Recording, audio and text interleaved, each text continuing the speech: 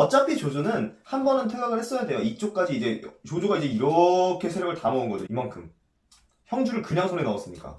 어차피 항복을 한 형주군, 유표군을 그냥 자기들이 장악했다고 해도 한 번 정비를 할 시간이 있었어야 되잖아요. 그래서 어차피 퇴각을 한 번 했어야 됩니다. 그럼 이제 조조가 남쪽을 차지하기 위해서는 이쪽만 공격하면 돼요.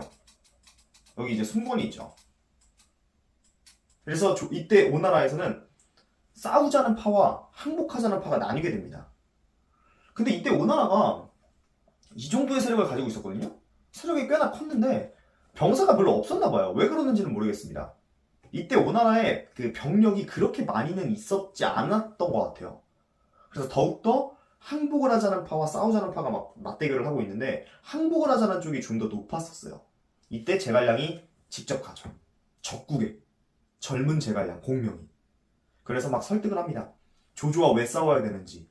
여러분들은 초대 손견의 활약과 전때 손책이 얼마나 힘들게 이 땅을 지금 이렇게 넘겨줬는데 싸워보지도 않고 본인들도 머리가 있고 전략이 있는데 어떻게 한 번도 안 싸워보고 조조한테 그냥 내줄 수가 있냐. 말도 안 되는 소리 하지 말아라 해서 제갈량이 막 설파를 해요.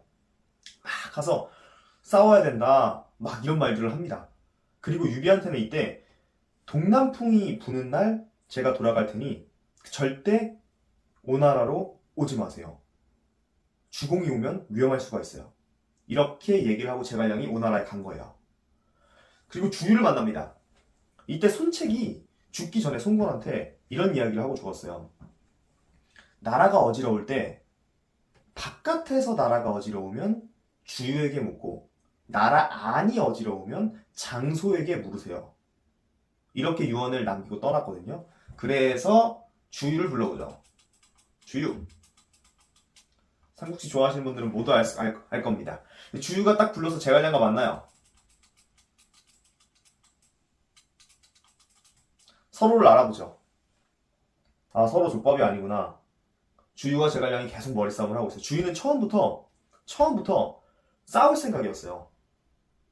근데 제갈량을 만나서 이야기를 들어보니까 얘가 보통 사람이 아니야. 나는 처음부터 싸우자는 이야기를 손권한테 했고 내가 죽더라도 싸울 생각이었지만 왜 제갈량이 여길 와가지고 내가 말하려 했던 거를 다 말해버리지? 여긴 우리 팀이고 쟤는 우리 팀도 아닌데. 이래서 주유가 오케이, 싸우는 건 둘째치고 제갈량을 죽여야겠다는 생각을 합니다. 근데 본인 국가에 온 사신인데 본인이 죽일 수는 없잖아요. 그래서 조조의 손을 빌려서 제갈량을 죽여야겠다는 생각을 그때부터 주유가 했어요. 왜냐면 제갈량이 막 다 앞을 다 꿰뚫어 보니까 뭐가 어떻게 될 거고 저게 어떻게 될 거고 다 꿰뚫어 보니까 주유가 빨리 죽여야겠다는 생각을 한 거예요. 어떤 걸 해서 죽일 수 있을까 해서 제갈량을 군사회의 때 부릅니다. 오나라 군사회의 때. 아무래도 우리가 이제 조조랑 싸우려면 수전을 해야 되는데 수전에는 육지와 다르게 말을 타고 칼과 창으로 싸우는 것보다 멀리서 활을 쏴야 되는데 조조군에 비해서 우리 군이 화살이 너무 적다. 무기가 있어야 싸울 거 아닙니까? 그래서 제갈량 당신이 똑똑하니까 3일 안에 화살을 좀 10만 개 정도만 만들어주세요. 요렇게 얘기를 합니다. 말도 안 되는 소리죠. 3일 만에 화살 10만 개를 어떻게 만듭니까? 오나라가 아니라 전국에 있는 대장장이를 다 데리고 와도 3일 만에 화살 10만 개를 만들 수는 없어요. 힘들어요. 근데 제갈량이 거기서 알겠습니다. 이렇게 얘기를 해버려요. 왜 주위가 생각을 하죠? 네가 아무리 앞을 내다보고 머리가 똑똑해도 3일 만에 화살 10만 개를 어떻게 만들 거야? 군사회의 때 말한 얘기니까 군법을 어겼으니 바로 죽여야겠다. 그래서 막 기분이 좋아했습니다. 그런데 제갈량이 작은 배 몇 척과 허수아비 병사들을 데리고 늦은 시간에 안개가 낀 밤에 조조 진영에 그냥 갑니다. 그냥 가요. 그리고 조조군 앞에 다 달았을 때 배를 멈춥니다. 조조 입장에서는 보세요, 여러분들. 원래 조조는 수전에 능한 사람이 아니에요. 지금까지 수전을 거의 해본 적이 없어요. 이 위쪽에서만 활약을 했던 사람들이지 이 배를 타고 싸워본 적이 없단 말이에요. 그럼 얼마나 긴장을 많이 하고 있겠어요. 왜냐면 상대 오나라는 수전에 굉장히 능한 사람들이고 자기는 해본 적이 없어. 긴장을 하고 있는 상황에서 누가 그냥 자기한테 쓱 온다? 야, 스피다! 공격해라! 해가지고 화살을 엄청 쏘는 거예요. 그 배에다가. 이 100만 명이 쓰는 화살이 허수아비 병사들에게 다 꽂혀요. 제갈량이 한 30분, 1시간 정도 있다 유유히 퇴각합니다. 본인은 어디 숨어 있었겠죠. 그리고 주유한테 당당히 그 다음날 가는 거죠. 세보세요. 저기 100만 명이라고 하는데 공격하는 군대는 적어도 10만 명이 훨씬 넘겠죠? 주유 당신이 10만 개 부탁했는데 아마 뭐 한 발씩만 쐈어도 10만 개.